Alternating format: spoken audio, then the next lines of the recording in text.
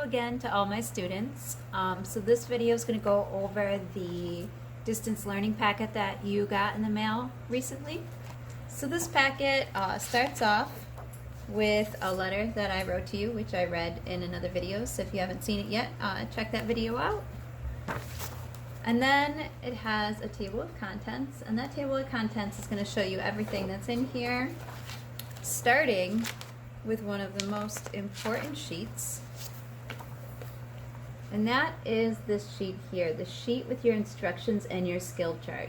So this sheet is going to be graded. So I'm looking at this sheet to see that you're keeping track of which skills you're doing and which skills you haven't done yet.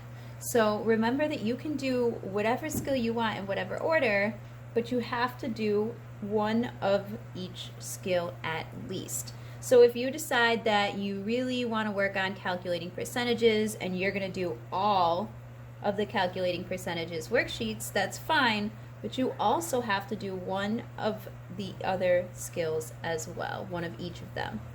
So there's 8 skills, but the 8th skill is optional. That's one that we haven't learned yet, but if you feel like you remember it from 5th grade and you want to try it, that's a challenge level for you there.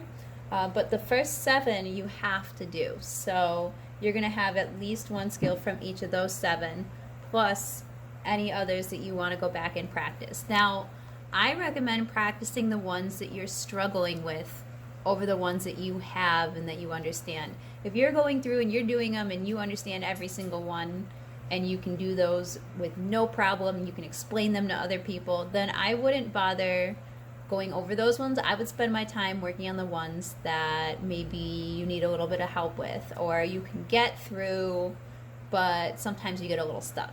So those are the ones that I would pick to work on. But it's your choice, it's up to you. So every time you do a sheet, you're just going to color in one of these squares, and that's going to let you know which ones you've already done. That way you won't go and try to do 2A and then a week later try to do 2A again. So this is going to be your kind of like your accountability for your work. I want to see that you're really keeping track of what you're doing and that you know which skills you've practiced and which skills you haven't. So that's one of the things that you'll be graded on. And if you want to look at specifics, you can check the rubric out, which is also in here on the next page. And then we have the next very important page, and that's your tracking sheet.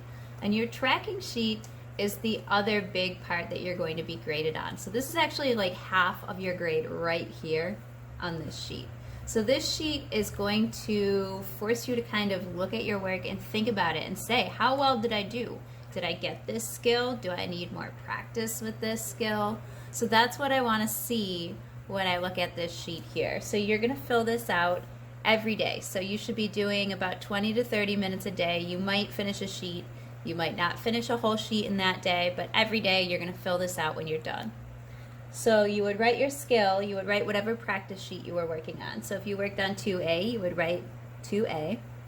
Then you're going to rate your ability. So if you were totally lost and you kept looking at the examples and nothing was making sense, you might say 1. I still need help doing this skill. I need someone to walk me through it. I need you to talk me through it. I need to watch a video, whatever it is.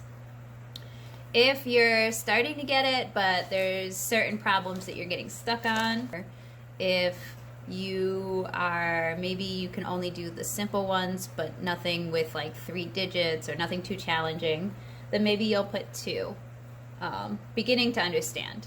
If you can do it, but you're not the most confident in it yet, you couldn't explain it to someone else, but you can solve it yourself, then maybe you'll put 3.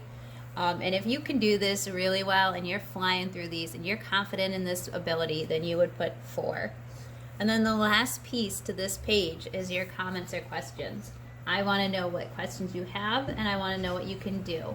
And a big piece of your grade is going to be seeing that these match up. So if you rate yourself and say 1, I still need help doing this, and you don't give me any kind of questions that show what you're stuck on, then I'm going to think that you weren't really thinking about what you were writing, and I'm just going to give you a lower grade for that part. So I really want you to take your time and reflect on your work and show that in your comments, your questions, and your rating. All right, so then last but not least, we have our family letters. And the family letters are going to show you kind of how to go through each skill. So each family letter will talk about what you're learning. It'll talk about the vocabulary that you're going to be using. And it'll give you an example of 1 or 2 ways that you could solve that problem. So if you're stuck, the first thing I would do is read this family letter. After the family letter, you've got your skill sheets, and each one is labeled. So you'll see at the top, it's cut off on mine, but it's not cut off on yours, I promise. You'll see what number sheet you have there, and then as you complete them, you'll fill out that tracking sheet. And then last but not least, in the very back, we've got our cheat sheet for you here. We've got our decimal value chart. We've got our number line, and we've got our grid for long division and multiplication to help you keep your place value nice and lined up. So those are for you to use. You don't have to use these resources, but if you would like to, they're here for you. If you run out of space, because I want you to show all your work for your problem. So if you run out of space, let's say you're doing long division and you can't fit it in this tiny space, you can do it on the back side of the sheet as well. So that's pretty much it. That's the whole packet.